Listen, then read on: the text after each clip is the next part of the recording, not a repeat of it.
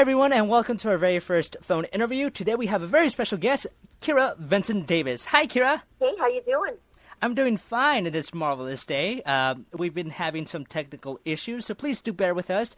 And like I stated before, phone voices sound a lot different than actual live footage or video footage, so do keep that in mind when you hear Kira's voice. So let's get started, shall we? Sure, sounds good. Let's go. Okay. How did you begin your career as a voice actor? Well, it was back in 1998, and I saw a cattle call in the local paper here in Houston, and I'd done some acting before, and I thought, I could do that. And I auditioned, then they called me back, and, the rest is history. They've been calling me back ever since. Started off with some very small roles, some bit roles, and my first show was Kimiguri Orange Road, Summer's Beginning. I was Karumi Kasuga, and I think it was Dancer A, something like that. It was for Matt Greenfield, and I'm still here. Now, when you say they, what company is that? Oh, that's ADV.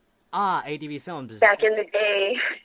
Yeah. Did you, because I know a prior interview that I had with another voice actress, this was Michelle Ruff, she told me that she began her career with an anime dubbing company called Bang Zoom Entertainment. Was that the same with you? Did you start off as the company also started off, or? I think they'd been around for a little while before I came on. Oh, I see. Yeah. Okay. Mm-hmm. Now, what was your first anime gig? Unless you already stated your first anime gig. Was that your first anime gig? That would be it. Mm-hmm. It was my first anime gig. And my introduction to voice acting other than stuff I did in school. What about your introduction to anime? Did you know about anime before your first gig? I did. Yeah. I was always a fan of not just anime, but anything unusual.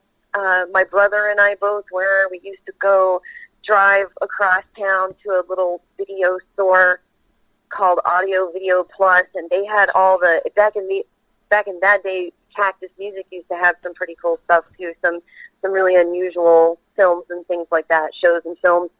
And if you're into just anything different and B movies and art movies and stuff and anime. And so and of course anime was really already different. A fan of, I love the original Bubblegum Crisis. I had seen that, and Project Echo and Akira. Right. And Akira, that's a good movie, Akira. Oh yeah, one of my favorites. Oh yeah, I love the director and the art direction that the movie presents, Definitely. Yeah. Now, as a child, was this something you pictured doing as a living? Well, I started doing this when I was very young. So I'm not really sure that I had, given actual thought to, gee, I'm going to do this for a living, and I'm going to make money at it. I've always been a musician, well, since I was a small child, and had been involved in acting in school for a long time, too. So in that sense, yeah, was it something that I could do? Yes. I'm not sure that I had actually given thought to, could I make a living as a voice actor? Probably not. Well, no, as a child, you don't think. As a child, you don't think, do I have enough for my retirement? I need a job or anything like that. Not at all. You're a teenager, and you're not thinking about that kind of stuff. So, right? No, yeah. the world's your oyster. Or however exactly. however that saying is. I have a feeling that I might be saying it wrong. It's okay. I think you got it right. I think so. If not, well, someone in the comments will comment there, hey, you got it wrong. It's this. Then you'll know. Then I'll know, like, oh, there you go. Thank you. Have you voiced, now, this is something while researching your work, prior to this interview, I've noticed that you have little to no titles in video games. You only have titles in anime. Have you voiced any characters in video games, or solely just anime? I did one video game, but I I'd love to do more, but yeah, it's mainly been anime. Well, I do other forms of voiceover work too. E-learning, industrial. I've done a lot of industrial commercials and things like that. Narration and stuff like that. But I have done one video game. Can you tell us what's your favorite character that you voiced? Well, I know everybody says there are so many, and it's true. Because I actually have done a lot. Like a lot of characters. So, but out of all of them, if I had to cherry pick a few that really are near and dear to me, at the top of the list, somewhere in there, I would choose Misaki from Divergent Thieves and Misaki Chronicles, just because her range of emotion, I got to do everything with her, and I love the show. Really love Osaka. I love the way she sees the world in a different way from everyone else. Also, there's Mikey Fukan from a show that I did called The Fukans, and you probably haven't seen it because I think it's kind of obscure. But that one was really special. It was all mannequins, and it's kind of scary. It's very funny. That sounds very creepy. funny. Not really scary. I know mannequins are kind of scary, but it was funny. It was very, very funny, and I had the honor of being chosen by the creator of the show. Oh wow! You were handpicked by the creator of the show. Yes. Mm-hmm. Mr. Ishibashi, and he came. They flew into Houston. He and his assistant translator. They came into Houston. They flew here from Japan to oversee the direction of the show. And one of the few shows that I actually got to work with other voice actors on, which was very cool, because we don't normally get to do that. Right. We normally record alone. So I got to record with Christine Naughton and Rob Bungle, who were mom and dad. And it was wild and funny and irreverent, and I had a really great time. So yeah. But you have so many babies, and there's others always going to be, I didn't think of that one. So it's so hard to choose. I can see that. What has been the most frustrating moments you had in voicing a character? I don't think I can pick out a particular moment, but there have been times, I guess for every voice actor, I think I can speak for everyone in saying that when you get into a situation where you have to repeat lines 20 different times, which, rarely ever happens. I think that, something like that, occasionally it'll happen, like the YouTube video with Santa Claus. I don't know if you've seen that, where he's doing the ho ho ho, and the director keeps telling him that his ho ho ho is wrong. Yeah, I think yes. Then I've at the seen end he that, says, yeah. I'm gonna slice some of this up and piece it together. So it really doesn't happen that. Oh, another thing is line feeds. I think every actor really dislikes line feeds, and that would be, just here's how you say it, and give you a word for word, inflection for inflection read to repeat. And I think that, when you have maybe the most frustrating times would be when you have a session where too much of that kind of thing is going on. But it rarely ever happens, really, especially now. I really haven't had that experience in kind of a long time. Now that we're talking about, voice over within the audio booth, I heard not a rumor, but my prior interview with Michelle Ruff, she had told me that nowadays when you do go for a recording, you guys don't have paper scripts anymore. Everything's digital or on tablets. Is that true? Yes, that's true. Wow. We used to have these. I remember back at ADV when there was a big stack of scripts piling up. Yes, I remember visiting the studio. Go ahead. No, that's it. Oh, okay. Everything's digital now. You usually have two screens, one being where you're watching what's going on, the other one where usually the director is controlling the script, the scrolling. In anime it works like that, but however in industrial sometimes, other types of voiceover, you might be controlling your own script depending on the setup, which is always different, especially specifically in anime. You do work off monitors and everything is digitized. That is a big difference. And it's actually great because you, of course, have issues with noise from paper and it's wasteful. Oh, I always thought it was more preferable to voice actors to have an actual physical sheet in front of them. And this is because I've seen some voice actors in the audio booth write down notes on their scripts to emphasize something. For example, if they want to remember to put a lot of emotion in this character, or other notes that they would write, but in a digital version of the script, obviously they won't be able to. Well, see, the way things work now, I think that I mean you could, there is that, and you can make edits on paper, but the way things work now, things go very quickly, and really in voiceover, I mean, in theater, definitely you would have your script, you'd be marking it up. Right, yeah. By the time you're done with the show, you have a really tattered and marked up script, because you make all kinds, you make all kinds of notes for yourself. But in voiceover, it's different. It moves very quickly, and I mean, you should be able to, each script, depending on where you're going, is kind of coded for where there's a thought and where things, it just, I guess, bottom line is all moves very quickly. Now, you've told us, of course, your frustrating moments in the audio booth and your favorite characters, but what has been your most funniest moments in the audio booth? Okay, I'm going to tell an embarrassing story here because it's actually, this might be the funniest thing. Okay, ready, folks? This is a good one right here. An exclusive story by Vincent-Davis here. Listen up, turn off your volumes, stop what you're doing, and listen to this. Stop the presses. This was during Nuku Nuku Dash, and it was all-purpose cultural cat girl Nuku Nuku in the second part of the series. And the first part of the series, I played the lead boy. There's a little boy at the time. A few years go by, and then the second, or we got the rights, I guess, to the second part. And he was a teenager, so I got the role again, and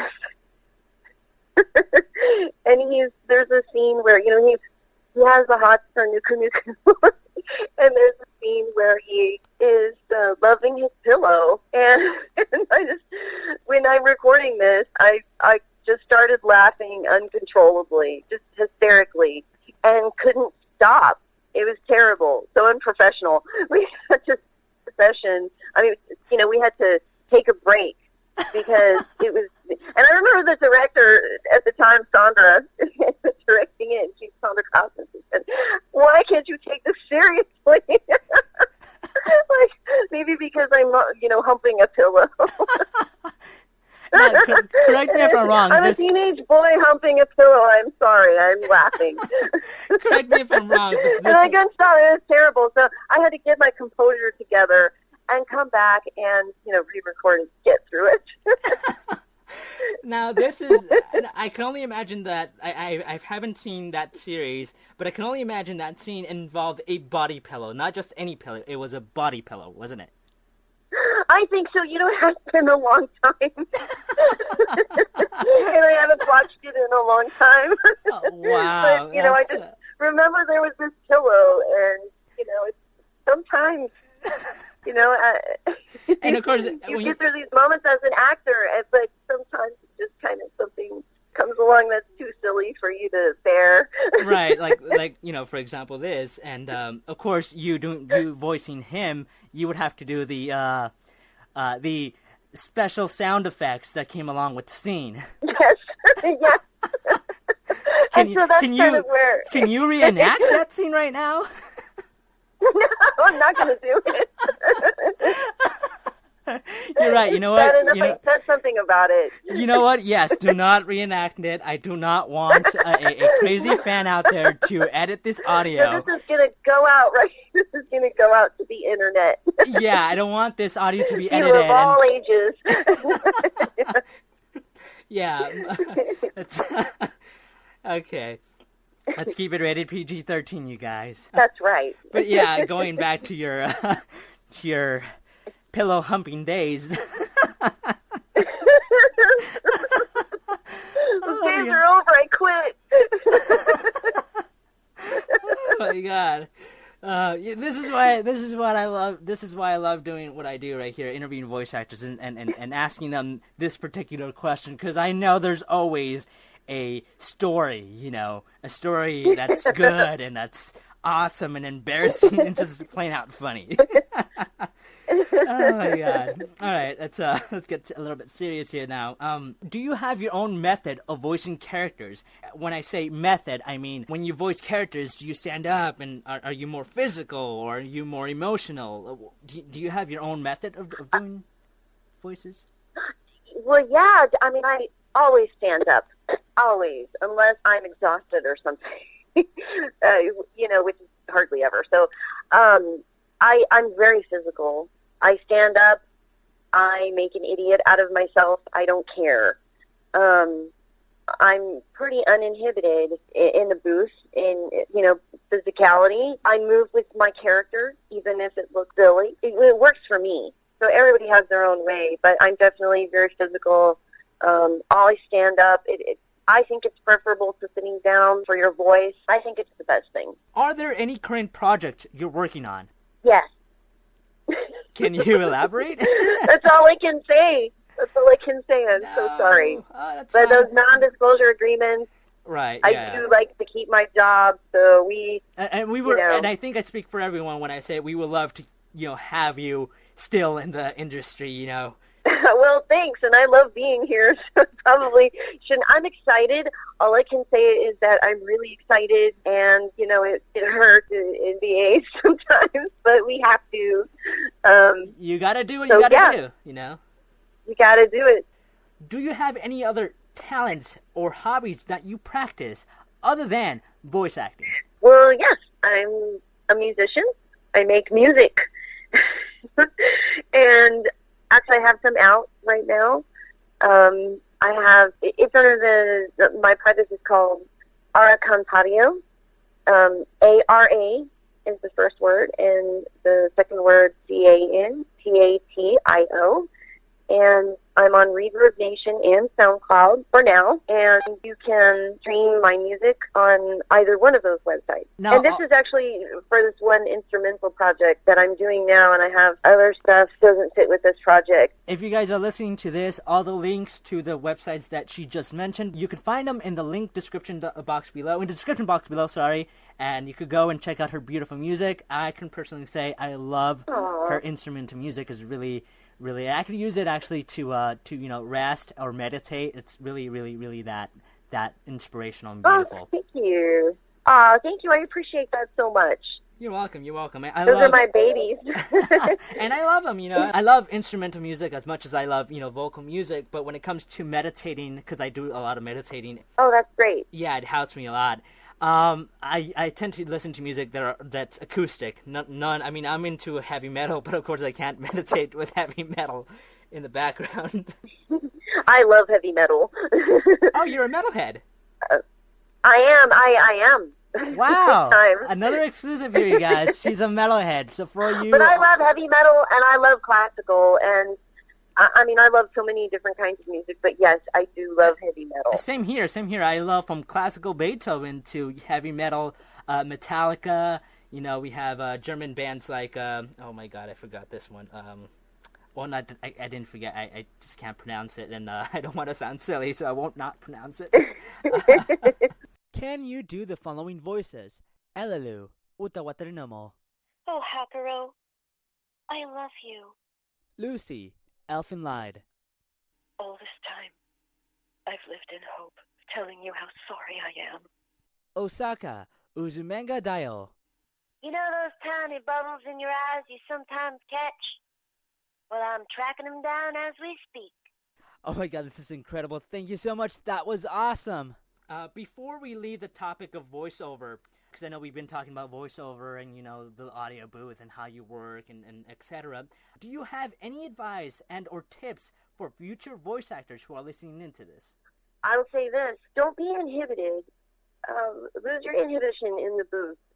Don't let nerves get the best of you, because I think that's really where that's where people make mistakes. Just being too nervous. Let it go.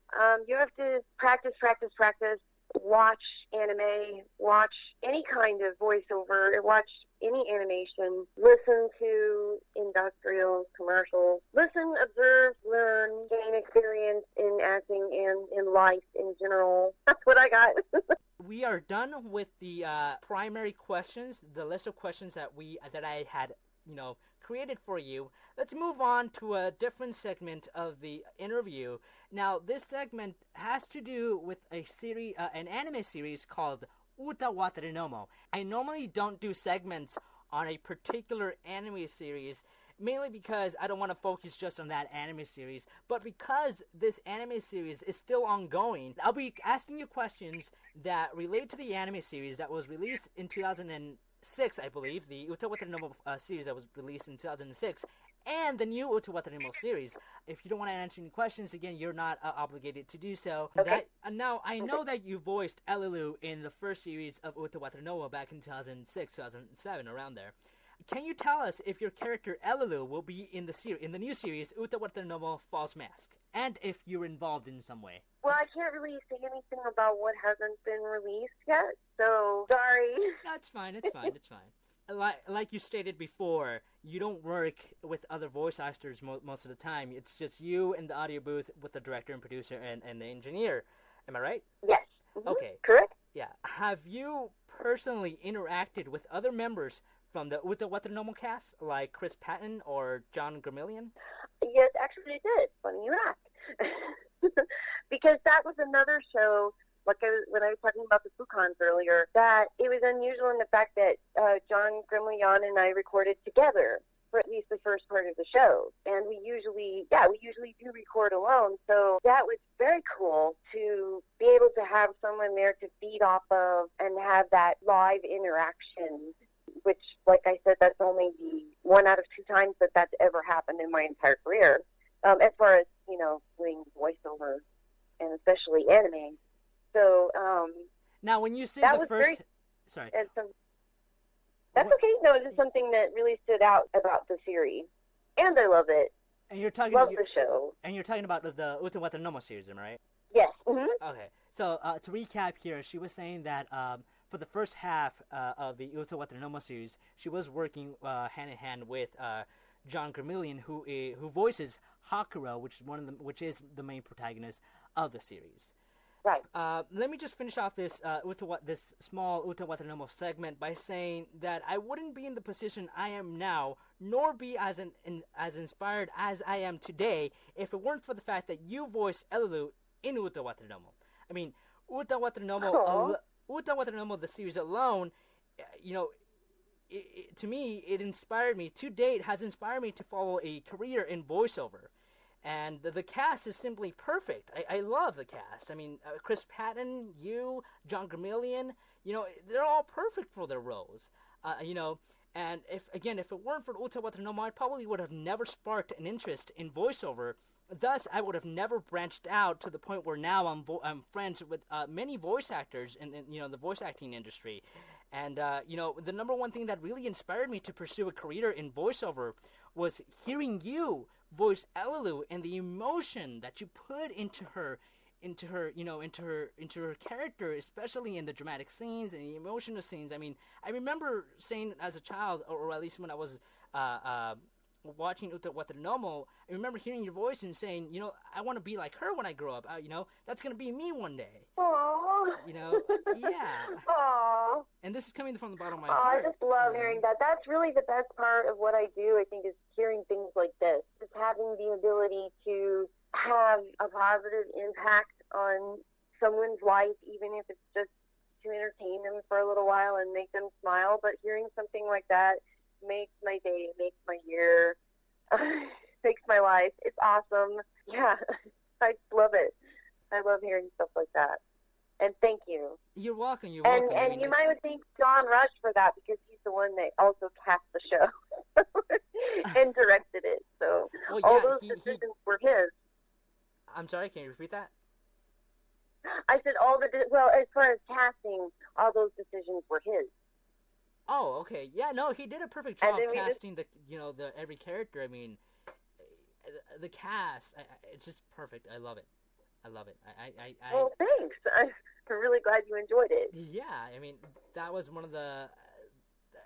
I can't. There's no words I can describe to describe the feeling of the first time watching that series, and the voices captivating me, especially your voice captivating me, and just saying, "Wow, I love this anime."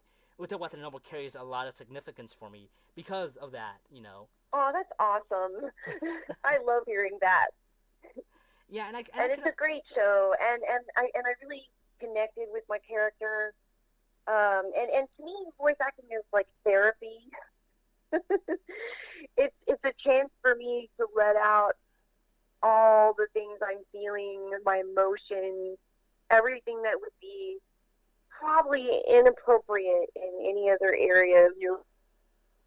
That you get this chance to be locked in this booth and let out all your emotions, everything you're feeling. It's a really great way to do that and to, give it a release.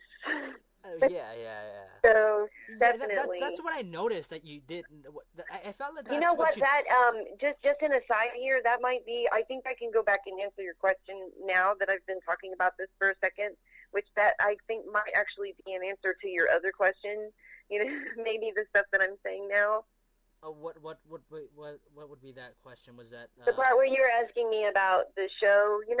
What did you find that was the most intriguing thing about the Utawarerumono series? Well, the story, my character, and it's like I said before, I had a real emotional connection with my character, which you always find something with every character that you can connect with. And thank you, and I'm so glad that you enjoyed it. No, thank you for doing what you do. It's amazing. I can only hope that one day I'd be as amazing as you. Oh, you make me blush. Well, it's my pleasure. Absolutely my pleasure. Now, the only unfortunate thing about Utawarerumono is that Utawarerumono is a very, very underrated series. I think so. Yeah, I mean it's unfair for the series to go underrated because it's a really good anime, and I'm sad that. I think so, but unfortunately, I think that happens with quite a few anime. Yeah. Some series. animes are so good, and they they fall off the radar. Mm-hmm. Yeah, and this anime is so good. It should have 6,000 episodes and 6 movies and 3 spin-offs. That would be great. Yeah. Well, I felt that way also about a movie called A Tree of Palm that I was in a long time ago. Yeah, I don't think I'm familiar. I played. What's that? I don't think I'm familiar with that project. It's I played Palm, who was the lead character, and it was an extremely well animated, beautiful film, and it was one of my favorite things that I've ever worked on. But I think that would qualify as another very underrated, slipped under the radar kind of anime. And again, it's unfortunate that some of these anime series go unseen by a lot of fans, and because of that, the anime series either stops completely, there's no more merchandise from that anime, or no more projects. I'm only glad that the new Utawarerumono series got a reboot, and it's now airing in Japan, and I can only hope that it would be airing here soon, or probably in the next year or so, because it's an anime that I do want to watch. And I watched the first 2-3 episodes, and I can tell you, or probably you already know, I don't know if you're involved, and again, since you can't say anything, I can only speculate. But I've seen some of it, and I can tell you from what I've seen, and when I mean you and the fans who are listening in, that the new series is more comical than the previous one. The previous one had to do a lot with drama and politics and a lot of thinking and a lot of drama. But this one, I see, this one, the new one, the reboot, follows the actual events of the video game series to the letter, and is more comical than the previous series. So I like definitely. I like how they changed the the aspect, and they didn't really do a whole remake of the anime, and it's a totally different aspect, and that's what I think from what I know, it is a little different. Yeah. Yeah, and you do get different characters getting introduced. Yeah, and you do get some familiar faces, spoilers, people, from the previous series. But other than that, there's different characters, and a character that's apparently really popular nowadays. Apparently, this new series with the Utawarerumono is actually more popular than the original series was. So I do hope that the new series, puts more attention to the, prior series. That'd be nice. Yeah, that would. Okay. But again, I know nothing. I see nothing. I hear nothing.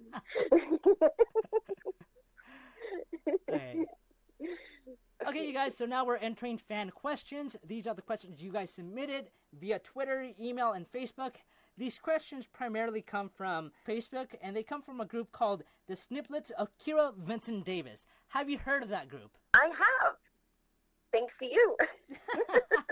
Of course, if you guys are from that group. That's awesome. I didn't know about it before then. I had no idea. Yeah, she had no prior knowledge to the group, the Snippets of Kira Vincent-Davis, prior to until a couple of days ago. Yeah, till when we released the Facebook promo thing. If you guys are watching from the actual group, you may remember that. And she had no idea about this group, and she was a bit like, "Whoa, that's amazing! They have a group on Facebook." Surprise, surprise! Yeah, surprise, surprise, and it's the only one out there, so that's pretty cool.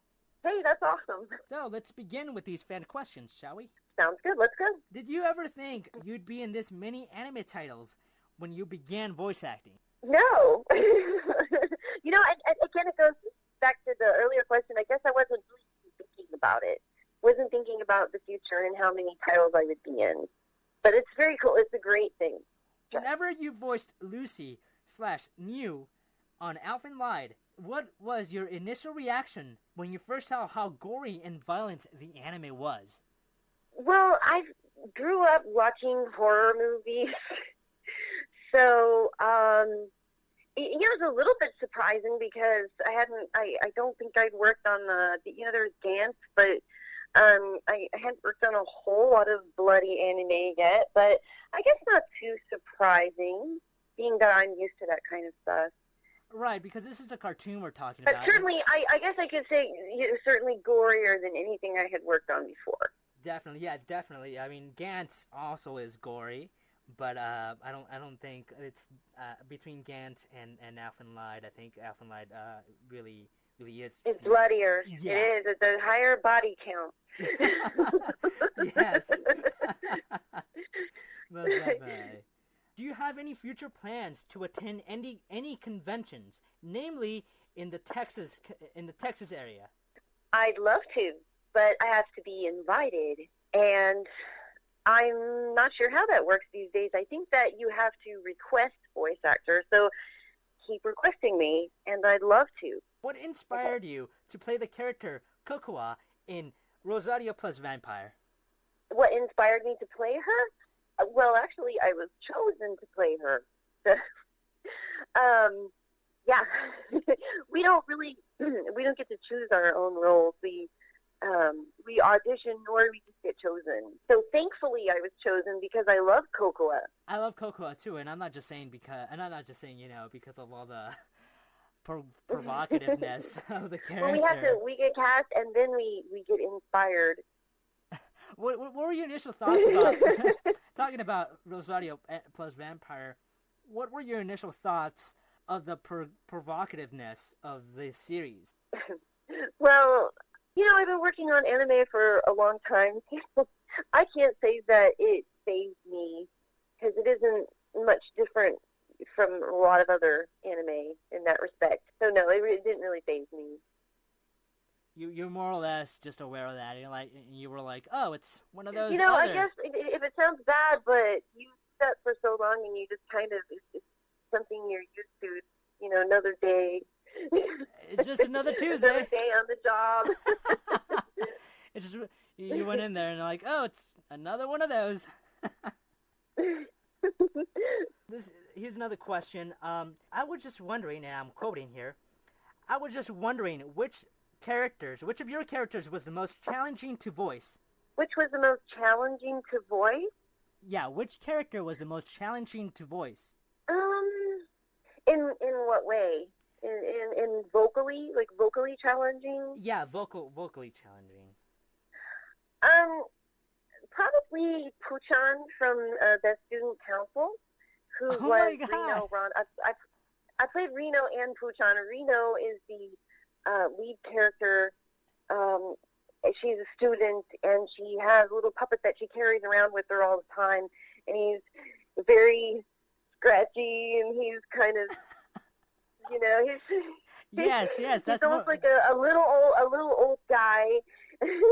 Yes, I love that series. So actually. that was with that.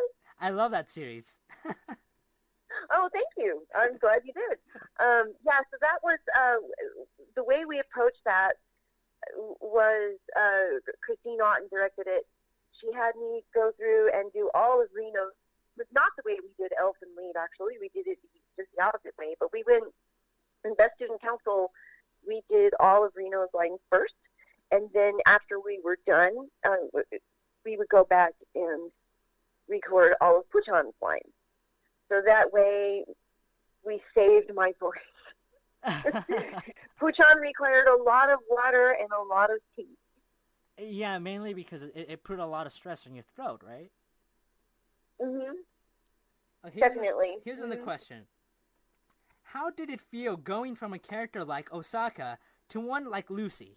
Well, I change personalities in the booth every time that I go in, and each character is going to be very different. So that's really just part of the job.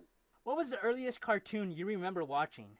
Probably the Looney Tunes stuff, Bugs Bunny, and but I did watch the Transformers and Voltron and Transformers and Josie and the Pussycats and stuff like that.